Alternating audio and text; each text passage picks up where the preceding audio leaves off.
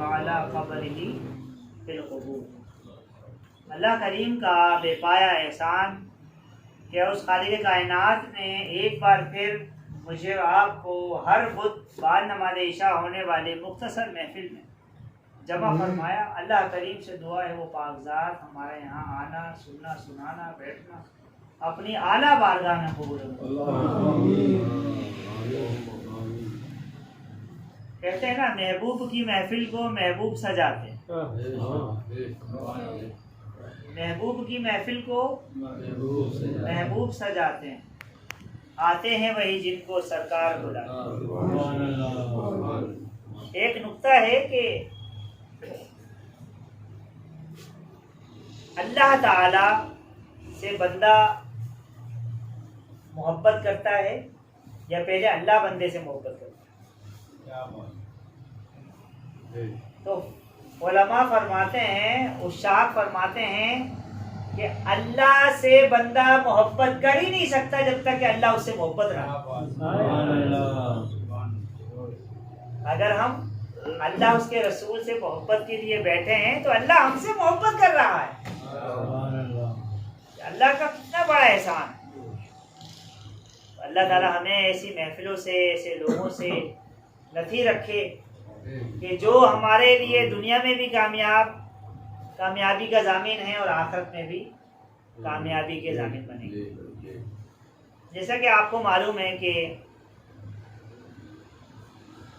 اسلامی سال، وہ کہ دونوں ہی اسلامی سال ہیں۔ ہم کہتے ہیں کہ جناب یہ اسلامی تاریخ ہے، یہ اسلامی مہینہ ہے، تو وہ انگریزی مہینہ ہے، حالانکہ وہ سورج کی ہیں تو یہ چاند کی ہیں۔ تو بہرحال کہنے کے بجائے سمجھنے کے حوالے سے بتا رہا ہوں کہ اسلامی سال جو ہے 1444 ہجری ہے، اور آپ کو معلوم ہے یہ اسلامی سال کا آخری مہینہ ہے، ذو الحجہ، ذی الحج کہتے ہیں ہم لوگ۔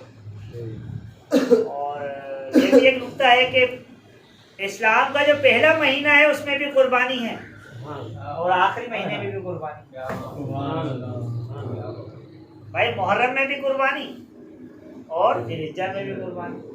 تو اسلام جو ہے قربانی کا مذہب ہے۔ انسان جب قربانی دیتا ہے اپنے وقت کی قربانی، آپ وقت کی قربانی دے کے بیٹھے ہیں نا، وقت کی قربانی، مال کی قربانی، جان کی قربانی، اولاد کی قربانی، منصب کی قربانی جب بندہ دیتا ہے، لن تنالوا البر، تم نیکیوں میں کمال حاصل کر ہی نہیں سکتے، ہرگز تم نیکیوں کو پا نہیں سکتے، نیکیوں کو کمال حاصل نہیں کر سکتے، حتی تنفقوا مما تحبون، یہاں تک کہ تم اس کو خرچ نہ کرو جسے تم زیادہ محبت کرو۔ آج کل بندہ کس سے محبت کرتا ہے؟ وقت بڑا محبوب ہے، اولاد بڑی محبوب ہے، مال تو انتہائی محبوب ہے۔ جب تک تم اسے اللہ کی راہ میں نہ دو گے تم اللہ کے محبوب بن ہی نہیں سکتے، تم نیکیوں میں کمال حاصل نہیں کر سکتے۔ تو 1444 ہجری، اچھا یہ جو ہجری ہے یہ شروع کب ہوا ہے؟ یہ شروع کب ہوا ہے؟ آپ کو تو معلوم ہے کہ 1444 ہجری پہلے یہ سال نہیں تھا، سن نہیں تھا، خط و کتابت ہوتا تھا۔ تو حضرت موسیٰ اشعری رضی اللہ تعالیٰ عنہ نے عرض کی امیر المومنین عمر فاروق رضی اللہ تعالیٰ کہ آپ خط بھیجتے ہیں، ہم خط بھیجتے ہیں، ڈیلیگیشنز آتے ہیں، مختلف لیٹرز آتے ہیں، تو اس کو پتہ ہی نہیں ہوتا یہ کب آیا۔ تو اگر کوئی سال ہمارا مختص ہو جائے تو ہمیں پتہ چل جائے گا بھئی 1 سال ہو گئے ہیں، 2 سال ہو گئے ہیں، 3 سال ہو گئے ہیں۔ تو سال جو ہے کب سے شروع کیا جائے اس پر جو ہے صحابہ نے مشورہ کیا۔ کسی نے کہا کہ یہ ولادت مصطفیٰ صلی اللہ علیہ وسلم نے شروع کیا، کسی نے کہا کہ پہلی جنگ بدر جو ہوئی ہے اس سے شروع کیا جائے، مختلف آراء آئی، لیکن ایک آراء پہ سب کا اتفاق ہو گیا کہ یہ ہجری سال اگر شروع ہو تو جب سرکار دو عالم صلی اللہ علیہ وسلم نے مدینہ منورہ ہجرت فرمائی تھی جب سے شروع کی، تاکہ یہ ہجرت جو ہے وہ یاد رہے مسلمان کہ کتنے ظلم ہوا تھا، وہی ہے نا بھائی، جب پاکستان سے ہمارے آباء و اجداد نے ہندوستان سے پاکستان ہجرت کی تھی تو کیا معاملہ تھا ان کے ساتھ؟ وہی معاملہ تھا جو مدینہ منورہ جب مسلمانوں نے ہجرت کی تھی جب ہوا تھا. بھائی دیکھیں، مدینہ پاکستان کی اگر عربی بنائی جائے، پاک ستان، بھائی پاک مانے اگر پاک کی عربی بنائی جائے تو کیا بنے گا؟ طیب، مقدس، طیب. اور ستان مانے جگہ، ستان مانے جگہ. اور عربی میں مدینہ رہنے کی جگہ، شہر کو بولتے ہیں. اور طیب مانے پاک، یعنی اگر پاکستان کی عربی میں ٹرانسلیٹ کیا جائے تو بنتا ہے مدینہ طیبہ، اور مدینہ طیبہ کی اردو میں ٹرانسلیٹ کی جائے تو بنتا ہے پاکستان. تو اس کا ایک بڑا کمبینیشن ہے آپس میں، ٹھیک ہے نا. تو بہرحال ہجرت مدینہ منورہ نبی علیہ الصلوۃ والسلام نے کیوں فرمائی، کیا وجہ تھی، میں مختصر بیان کروں گا. اصل جو نقطے پہ لے کے جانا ہے وہ بڑا دلچسپ. تو 1444 ہجری کہاں سے شروع ہوئی؟ جب نبی علیہ الصلوۃ والسلام نے مدینہ منورہ ہجرت فرمائی. 1444 ہجری ختم ہو رہا ہے، 1445 ہجری ابھی ہفتے کے بعد شروع ہو جائے گا، اور نیا اسلامی سال ہمارا شروع ہو جائے گا یکم محرم. تو نبی علیہ الصلوۃ والسلام کو جب ظلم زیادہ ہو گئے، صحابہ بہت ظلم ہونے لگے، ایمان والوں کو ظاہر باتیں کاٹے جانے لگا، ان کے کاروبار تباہ کیے جانے لگے کیونکہ انہوں نے کلمہ پڑھا. اور حضرت بلال رضی اللہ تعالیٰ سبحان اللہ، مکے کی تپتی ریت پر کہتے تھے یہ بلال، عشق نبی کی مجھے کو سزا بار بار دو، یہ آرزو نہیں کہ دعائیں ہزار دو، پڑھ کر نبی کی نعت لحد میں اتار دو. بات بلال رضی اللہ تعالیٰ، ظلم بہت ہوا. آپ صلی اللہ علیہ وسلم نے فرمایا پیارے صحابیوں، آپ مدینہ منورہ ہجرت کر جاؤ، حبشہ ہجرت کر جاؤ. بارہ وہ نجاشی بادشاہ کا ایک پورا واقعہ ہے کہ انہوں نے مسلمانوں کو پناہ دی، پھر کفار جب وہاں رہنے پہنچے تو نجاشی نے ان کو حوالے نہیں کیا، اور نبی علیہ الصلوۃ والسلام نے پھر ان کی تعریف فرمائی، یہاں تک کہ اس نے بھی اسلام قبول کیا اور اللہ کے رسول نے ان کی غائبانہ نماز جنازہ. تو نبی علیہ الصلوۃ والسلام نے فرمایا پیارے صحابی تم ہجرت کر جاؤ، اے ابو بکر، اے علی، تم میرے ساتھ ہجرت کرو، تم میرے ساتھ ہجرت کرو جب تک کہ اللہ کا حکم نہ آ جائے. اور آپ کو پتا ہے وما ینطق عن الهوى ان هو الا وحی یوحی، کہ میرا محبوب جو ہے اپنی مرضی سے کچھ نہیں کہتا، یہ تو وہ کہتا ہے جو میں سے کہتا ہوں.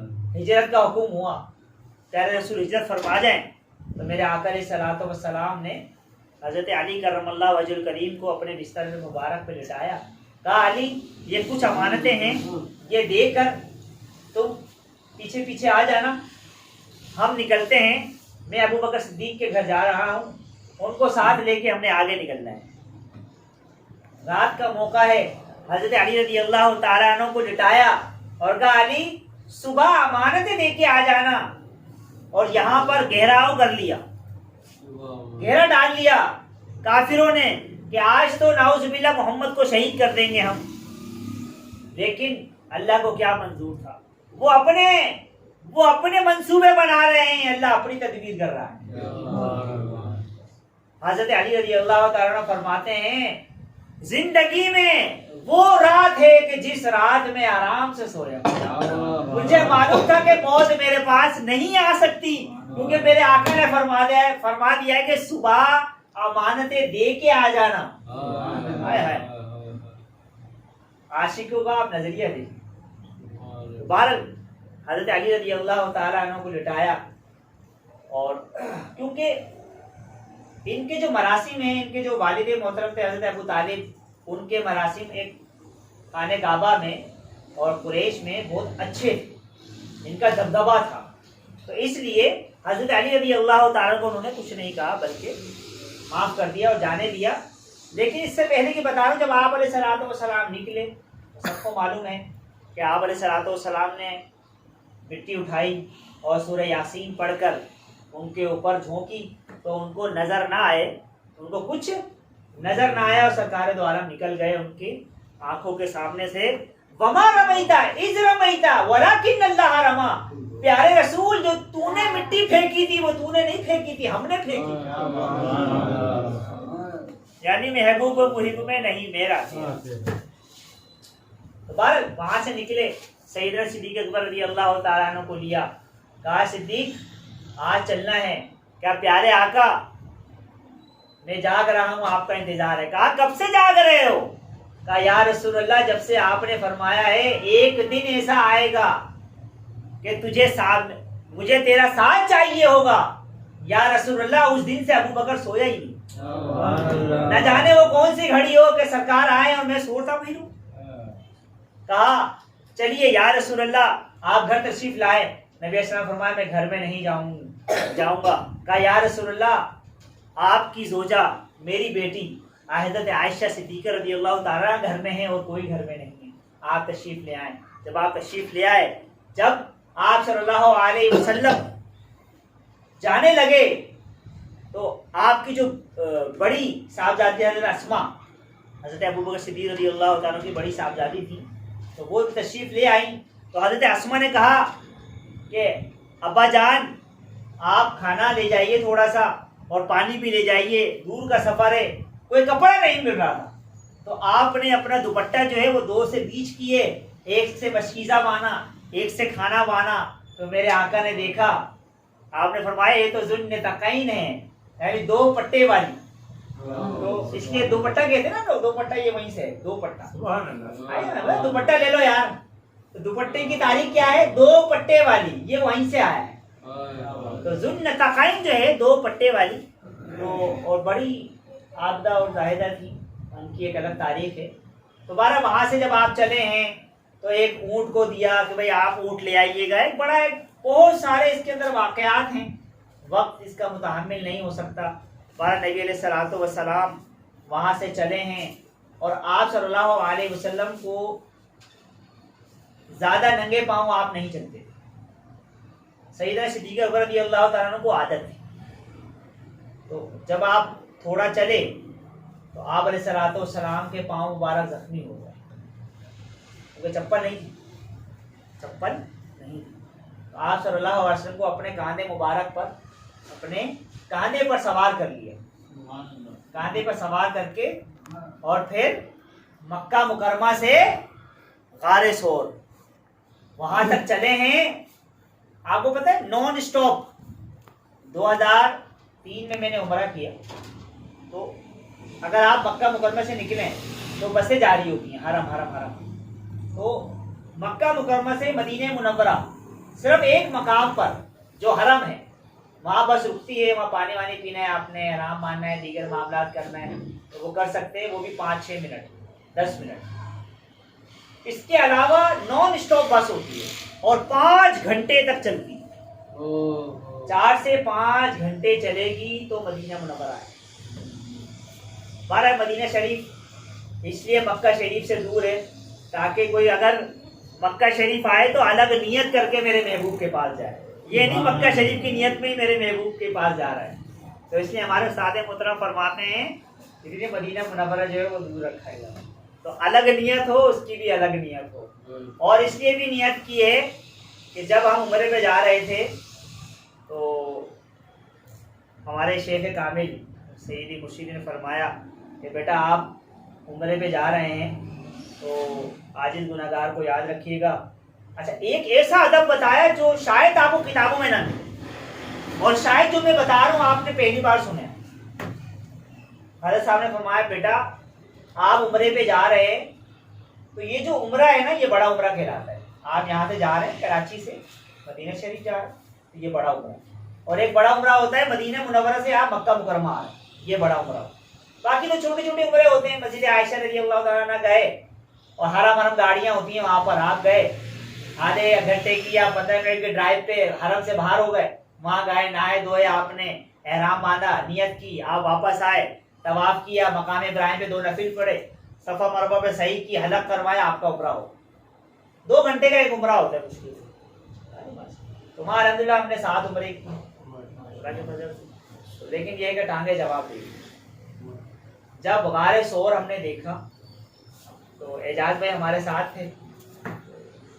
غار ثور میں ہم نے ایسے نظر کی, ہم نے کہا اعجاز بھائی دعا یہیں سے کر لیں تو زیادہ بہتر ہے. 3 میل ایسا ہے, یہ جو پہاڑی ہے نا ایسی 10 پہاڑیاں لگا لے اوپر, ایسی 10 پہاڑی. اب تو اللہ کا شکر ہے راستے بنا دیے, سیڑھیاں ہلکی پھلکی سیڑھیاں بنی ہوئی ہیں, تو پانی دے کے چڑھنا پڑتا ہے اگر آپ چڑھیں, ٹھیک ہے نا. تو وہاں صرف ہم نے ملائشین اور سوڈانیوں کے کوئی نہیں دیکھا, اللہ ماشاء اللہ کوئی ہو, لیکن وہ ہیوی ہوتے ہیں ملائشین سوڈانی عورتیں اور مرد بڑے بڑے ہوتے ہیں, تو وہ چڑھے آتے ہمارے سور بہت بڑا. 12 ہم نے تو نیچے دعا کر لی. میں سوچ رہا تھا سیدنا صدیق اکبر رضی اللہ تعالیٰ کاندھے پہ بٹھا کے کیسے چڑھے ہوں گے اوپر. ہاں تو بندہ چڑھ گیا بہت بڑی بات, اور بٹھا کے وہ کیا قوت تھی, کیا طاقت تھی, اور کیا فضیلت تھی. جبھی تو اپنے پہلو پہ سلایا ہے بھائی, جبھی تو اپنے پہلو پہ سلایا ہوا ہے. تو بہرحال جب مختصر یہ کہ جب غار ثور میں جب تشریف لائے تو چڑھ گئے, دیکھا کہ ایک غار ہے, اور غار میں نبی اکرم صلی اللہ علیہ وسلم سے عرض کی یا رسول اللہ آپ پہلے مجھے جانے دیجئے, کیا پتہ کوئی تکلیف دینے والی چیز ہو, کوئی نقصان نہ دے دے, پہلے میں چلا جاتا ہوں. آپ نے صاحب چلے گئے, چلے گئے, جانے والے تھے اور دیگر معاملات تھے وہ ہٹایا, اور کپڑے بل تھے مختلف جو ہے نا کہیں نقصان نہ دے, اپنے کپڑے قمیض کے سطر ڈھپا رہا بس, باقی کپڑوں کو پھاڑ کے کھانوں میں لگا دیا. ایک سوراخ باقی تھا, اس میں آپ نے ایڑی مبارک کو رکھا. اور دوبارہ وہ ایک سانپ کا ایک واقعہ ہے, ایک ڈسنے کا واقعہ ہے, لیکن وہ اکثر روایت میں ہمیں نہیں ملتا ہے. بھائی یہ ہے کہ آپ علیہ الصلوۃ حضرت ابو بکر صدیق رضی اللہ تعالیٰ عنہ نے اس کو بھی بند کر دیا. تو جب آپ صلی اللہ علیہ وسلم کو اندر بلایا, آپ کو کہتے ہیں 3 راتیں اور 3 دن اس میں رہے. اچھا بڑا لطیف نکتہ ہے, وہ انشاءاللہ آگے میں اس کا جواب دوں گا. حضرت علی رضی اللہ تعالیٰ عنہ کو سلا دیا, کہا مانتے لے کے آ جائے, اور آپ نے خاک اٹھائی اور ان کی نظروں کے سامنے سے اوجھل ہو کے آ گئے. تو وہاں ان کی نظروں کے سامنے سے آ گئے, انہوں نے نہیں دیکھا, اور یہاں 3 دن آ کے کیا چھپ جائیں گے وہ؟ بھائی وہاں تو نظر نہیں آئے, تو یہاں کیا چھپنے کے لیے آئے؟ یہاں آپ صلی اللہ علیہ وسلم مٹی نہیں جھونک سکتے تھے, کوئی دیکھتا ہی نہیں. اصل میں تصوف کا نقطہ اس کے اندر یہ ہے کہ وہاں پر سالار نقشبند کو تیار کرنا, سیدنا صدیق اکبر کو اپنی خلوت سے نوازنا تھا. وہاں غار ہرا میں جو فیض اللہ سے انہوں نے لیا تھا, یہاں ابو بکر کو غار ثور میں دینا تھا. بات دراصل یہ, اور پھر جب اندر گئے, اچھا قرآن کریم کی آیت جو میں نے آپ کے سامنے پڑھی اس کا میں ترجمہ تھوڑا ایک بیان فرما دیتا ہوں. سورہ توبہ سورت نمبر 9 آیت نمبر 40 ہے. ثانیس نہیں, دوسرے کا دوسرا, دوسرے کا دوسرا. اذ ہما فی الغار, جب غار میں تھے, وہ دونوں جب غار میں تھے. اذ یقولو, جب وہ کہتا تھا, لصاحبہ, اپنے صاحب سے, لصاحبہ لا تحزن, غم نہ کر, ان اللہ معنا, اللہ بے شک اللہ ہمارے ساتھ. اب آپ دیکھیں نبی اکرم صلی اللہ علیہ وسلم کی ذات مبارک, جتنی بھی تفاسیر اٹھا کے دیکھ لیں, सानियस नईन से मुराद है नबी अलैहिस्सलातु वस्सलाम, दूसरे का दूसरा। तो सरकार तो पहले नंबर के होना चाहिए, सरकार तो पहले नंबर होना चाहिए, तो सरकार को यहाँ दूसरा क्यों करो? दूसरे का दूसरा। वहां पर फरमाया इस जकूर लिसाहिबी, नबी अलैहिस्सलातु वस्सलाम ने फरमाया सैयदना सिद्दीक अकबर से, भाई डरे नहीं। तो ये वाकया असल में तब का है जब आप सल्लल्लाहु अलैहि वसल्लम ने फरमाया, भाई जहन में सवाल आता है ना, सरकार दौरान तो अव्वल है, अव्वल वो खल्क है, पहला नंबर उनका है, तो आप अलैहिस्सलाम को यहाँ दूसरा क्यों फरमाया? वजह ये है जब गार में जा रहे हैं सैयदना सिद्दीक अकबर ने कहा या रसूलल्लाह आप ठहर जाइए, पहले मुझे गुलाम को जाने दीजिए, मुझे गुलाम को अंदर जाने दीजिए ताकि मैं देख लूं कोई तकलीफ देने वाली चीज ना हो। अल्लाह ने यहाँ अबू बकर को जिक्र फरमाया, आप सल्लल्लाहु अलैहि वसल्लम को दूसरा नंबर इसलिए दिया है कि आप सल्लल्लाहु अलैहि वसल्लम फरमाया या रसूलल्लाह पहले तो आप हैं, लेकिन इस गुनाहगार को आप पहले जाने दीजिए ताकि तकलीफ हो तो मुझे हो, तकलीफ हो तो मुझे हो। और जब आप सल्लल्लाहु अलैहि वसल्लम अंदर चले गए, कुफार आ गए, कहा ये कबूतरी ने अंडे दे दिए, मकड़ी ने जाला बुन दिया। अच्छा, मकड़ी ने 2 मरतबा जाला बुना, एक हजरत दाऊद अलैहिस्सलाम के वक्त जब बादशाह उन्हें तलाश करने आ रहा, और एक नबी अलैहिस्सलाम वारिस हो। तो बहरहाल लोगों ने कहा कि यार कबूतर ने अंडे दिए हैं, मकड़ी ने जाला बुना हुआ है, और जो है यहाँ कैसे हो सकते हैं? लेकिन अगर वो थोड़ा नीचे झुक के देखते तो आप सल्लल्लाहु अलैहि वसल्लम नजर आ जाए। तो हजरत अबू बकर सिद्दीक रज़ियल्लाहु अन्हु ने फरमाया या रसूलल्लाह, ये इन्होंने नीचे अगर देख लिया तो क्या होगा? देखें, अपना होना तो खौफ होता है, अपना होना तो खौफ होता है, अगर दूसरे का हो ना डर तो गम होता है, दूसरे का डर हो तो गम होगा। तो अल्लाह के रसूल ने फरमाया ला तहज़न, मेरा गम ना कर, मेरा गम ना कर, इन्नल्लाह माअना। यहाँ ये भी बोला जा सकता है मेरा गम ना कर, अल्लाह तो मेरे साथ है। अल्लाह तो जैसे दूसरी हदीस में नबी सल्लल्लाहु अलैहि वसल्लम ने फरमाया कि अल्लाह ताला मुझे खिलाता पिलाता है, लेकिन अल्लाह ने नबी सल्लल्लाहु अलैहि वसल्लम क्या फरमाया कि गम मेरा ना कर, ए अबू बकर, अल्लाह तेरे और मेरे साथ है। देखिए माना यहाँ जमा फरमाया, तस्निया नहीं फरमाया, माना जमा है, और अरबी में जमा 3 को बोलते हैं, 2 से ज्यादा को बोलते हैं जमा। अल्लाह हमारे साथ है, और यहाँ पर क्या फरमाया लिसाहिबिही, अपने साहिब से फरमाया। इसका मतलब ये अबू बकर सहाबी हैं, और अगर हजरत अबू बकर सिद्दीक की सहाबियत का कोई इनकार करे तो वो काफिर हो जाए, क्योंकि यहाँ पर अल्लाह ताला ने यह कौल नकर फरमाया कि अल्लाह के रसूल फरमा रहे हैं कि इज़ यक़ूलु लिसाहिबिही, जब मेरे महबूब ने अपने सहाबी से कहा, इसका मतलब अबू बकर सहाबी है, उनकी सहाबियत कुरान से साबित है। तो बहुत सारे नुक्ते हैं।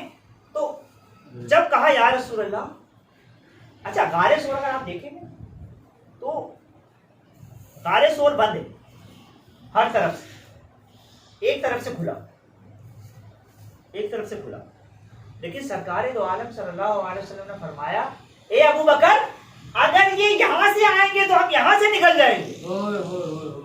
ओए होए, आप जरा रिवायत पढ़ के देखें इब्ने असाकिर, हम यहाँ से निकल जाएंगे।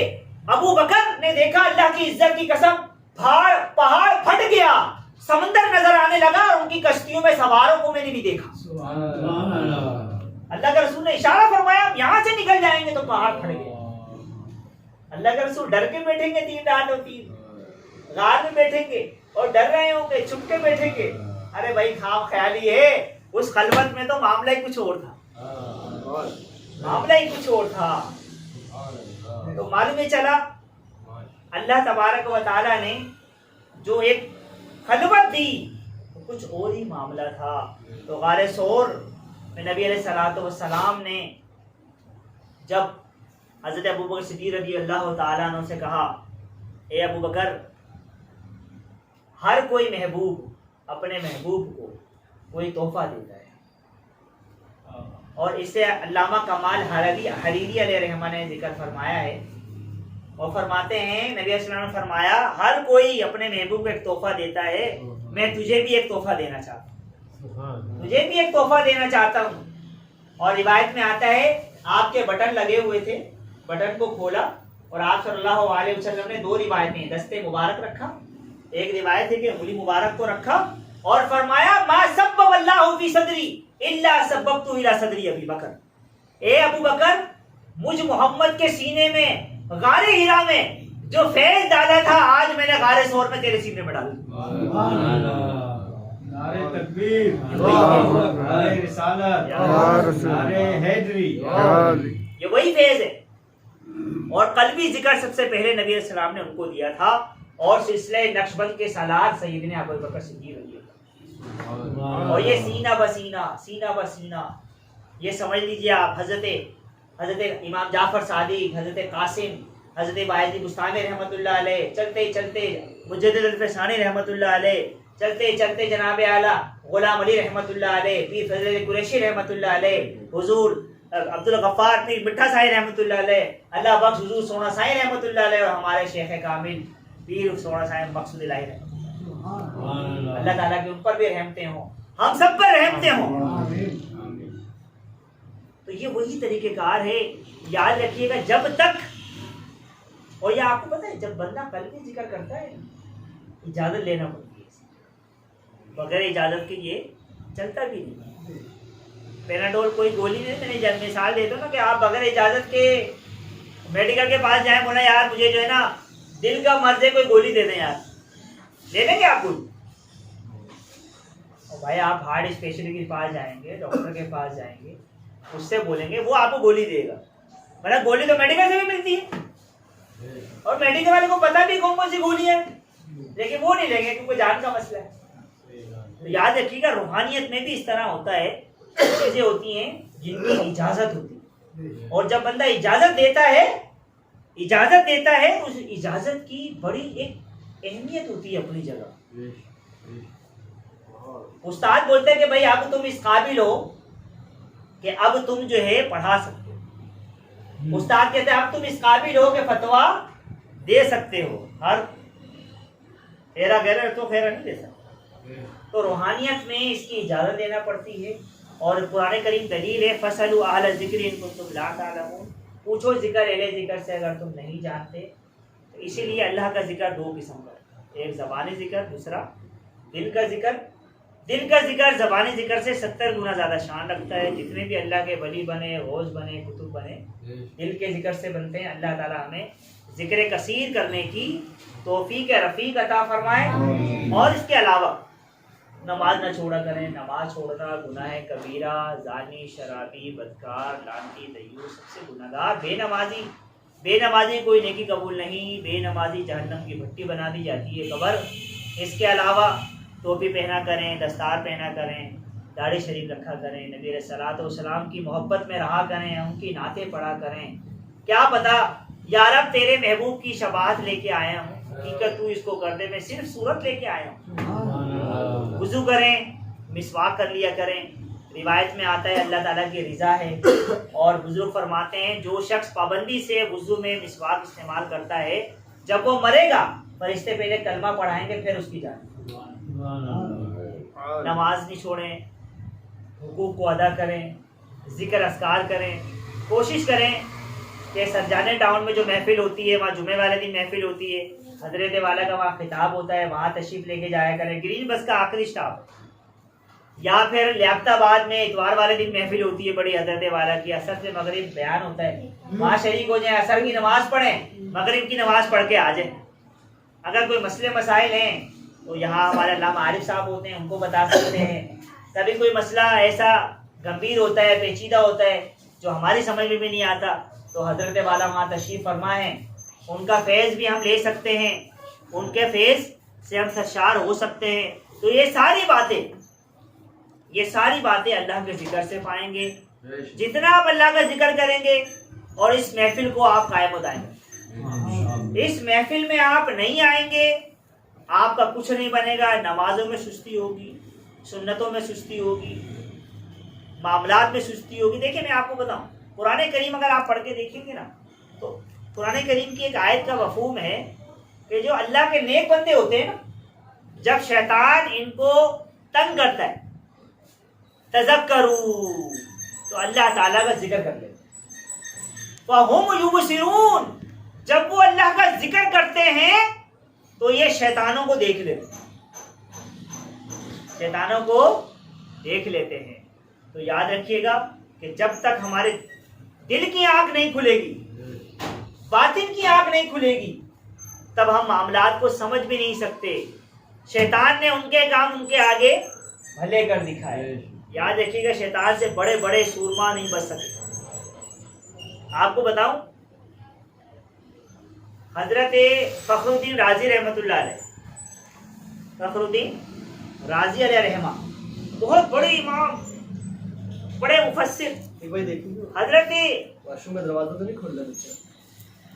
نجم الدین کبریٰ رحمۃ اللہ علیہ بڑے اللہ کے ولی تھے۔ معلوم چلا کہ جناب اعلیٰ بہت بڑے اللہ کے ولی ہیں۔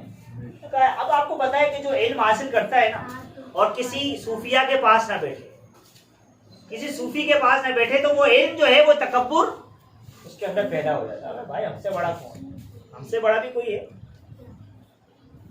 تو وہ ہمارے ایک پیر بھائی کے والد صاحب کا انتقال ہو گیا، ثاقب بھائی ہوتے ہیں ہمارے، تو ثاقب بھائی کے والد صاحب کا انتقال ہو گیا، 1 نمبر پہ ہوتے، تو ان کی نماز جنازہ جو ہے وہ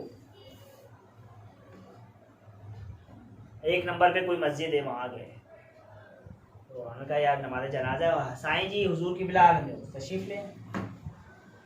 اب ہم نے عرض کی حضرت وہ ہمارے حضرت ہیں تو یہ نماز جنازہ پڑھائیں گے نا، تو میں کون ہوں یہاں، میں بھی تو امام ہوں یہاں۔ حضرت صاحب نے بیٹا رہنے کوئی بات۔ اب ظاہر ہر کسی کی خواہش ہوتی ہے کہ میرے روحانی والد، میرے والد کی جنازہ پڑھائیں۔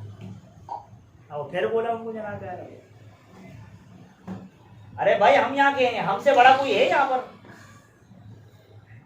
ہمیں بھی دعا مانگنا آتی ہے، ہمیں نماز پڑھانا آتی ہے، پر اللہ والے تو آپ کو پتہ ہی ہے نا، وہ بولتے بیٹا رہنے دیں یار معاملہ۔ تو بہرحال جن کا تعلق صوفیہ سے نہ ہو، وہ عالم جو ہے نا، وہ علماء جو ہے نا، وہ پھر وہ عمل کی راہ پر، تزکیے کی راہ پہ نہیں آ پاتے۔ اس لیے آپ دیکھ لیں بڑے بڑے، آپ دیکھ لیں امام اعظم ابو حنیفہ رحمۃ اللہ علیہ کو دیکھ لیں، امام جعفر صادق کی صحبت اختیار کی، امام شافعی کو دیکھ لیں۔ خیر، تو نجم الدین کبریٰ رحمۃ اللہ علیہ ان کی صحبت میں وہ ایک بار گئے اور اس کے بعد فخر الدین رازی رحمۃ اللہ علیہ دوبارہ نہ گئے۔ وصال کا وقت قریب آ گیا، روایت میں لکھا ہے فخر الدین رازی رحمۃ اللہ علیہ طوطی بولتا تھا علم کا، آخری وقت ہے اور شیطان آیا، اے فخر الدین رازی اللہ ایک نہیں ہے، آپ نے ایک دلیل دی، اس دلیل کو رد کر دیا، دوسری دلیل دی، دوسری دلیل کو رد کر دیا، 360 دلائل فخر الدین رازی نے اللہ کے ایک ہونے پہ دیے، شیطان نے وہ رد کر دیا۔ اب ایمان متزلزل، کوسوں میں دور نجم الدین کبریٰ رحمۃ اللہ علیہ وضو فرما رہے، کہتے ہیں وہ سلطان باہو رحمۃ اللہ علیہ کا ایک شعر ہے، درود شریف پڑھ لیں۔ اللهم صل على سيدنا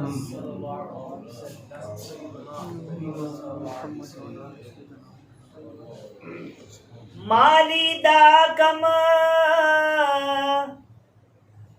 راکھی کرنا،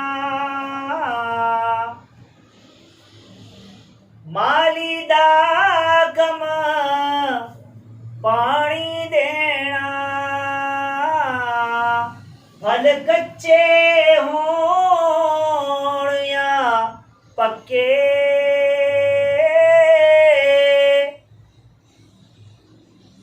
پیر مریداں تے سر تے رہندا، جھوٹے ہون یا